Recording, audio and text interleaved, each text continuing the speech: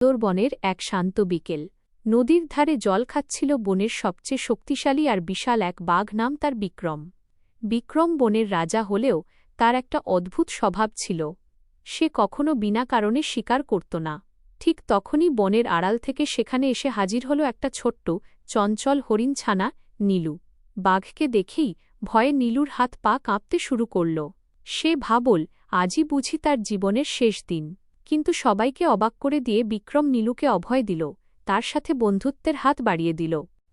বন্ধুত্বের গভীরতা সেই শুরু। তারপর থেকে প্রতিদিন বিকেলে নদীর ধারে ওদের দেখা হতো।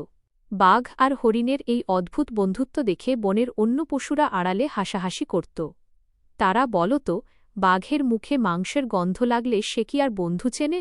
কিন্তু বিক্রম আর নীলু সেসব কথায় কান দেয়নি।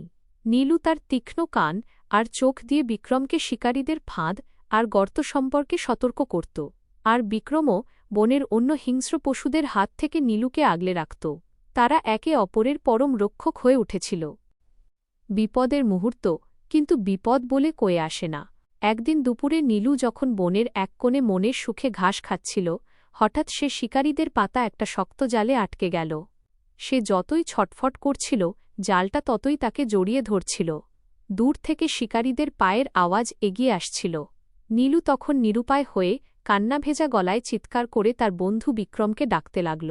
নীলুর সেই আর্তচিৎকার বনের অন্য প্রান্তে বিক্রমের কানে পৌঁছাল। এক মুহূর্ত সময় নষ্ট না করে বাতাসে ঝড় তুলে বিক্রম ছুটল তার বন্ধুর দিকে। ঠিক যখন শিকারীরা নীলুর একদম কাছে চলে এসেছে, তখনই বনের অন্ধকার ফুঁড়ে লাফিয়ে পড়ল বিক্রম। তার এক ভয়ঙ্কর গর্জনে পুরো জঙ্গল কেঁপে উঠল। বাঘের সেই রুদ্ররূপ দেখে শিকারীরা ভয়ে বন্দুক ফেলে জঙ্গল ছেড়ে পালাল। বিপদ কেটে যাওয়ার পর বিক্রম খুব সাবধানে তার ধারালো নখ দিয়ে জালের দড়িগুলো কেটে নীলুকে মুক্ত করল। নীলু কৃতজ্ঞতায় তার বন্ধুর গায়ে মাথা ঘষে কাঁদতে লাগল। বিক্রম তাকে শান্ত করে বলল যে, বন্ধুত্বে ক্ষমতার অহংকার নয়, বরং বিশ্বাসটাই আসল। সেই থেকে বনের সব পশুর ভুল ভেঙে গেল।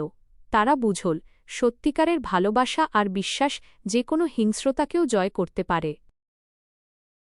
বন্ধুরা, বাঘ আর হরিণের এই গল্পটি আপনাদের কেমন লাগল কমেন্ট করে কিন্তু অবশ্যই জানাবেন। ভালো লাগলে ঝটপট একটি লাইক এবং বন্ধুদের সাথে শেয়ার করে দিন।